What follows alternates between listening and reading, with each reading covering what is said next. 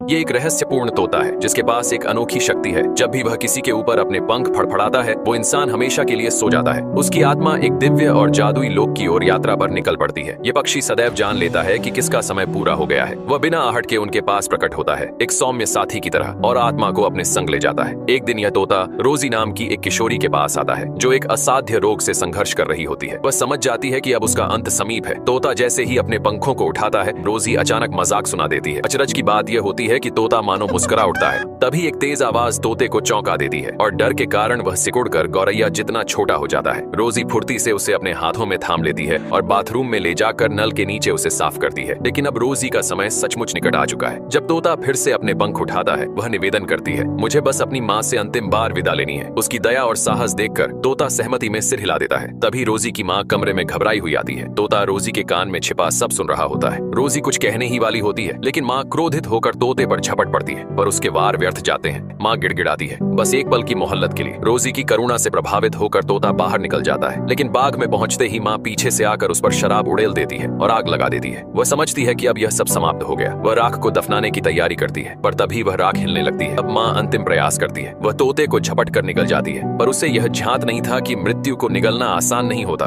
अगली सुबह रोजी को खिड़की पर कोई दस्तक सुनाई देती है। वह पर्दा हटाकर देखती है, वही तोता है पर अब उसके शरीर के कुछ हिस्से गायब हैं। रोजी की आंखें फैल जाती हैं। वह नीचे दौड़ती है और वहीं ठिठक जाती है। उसकी माँ अब उतनी ही विशाल हो चुकी थी जितना कभी वह रहस्यमयी तोता था।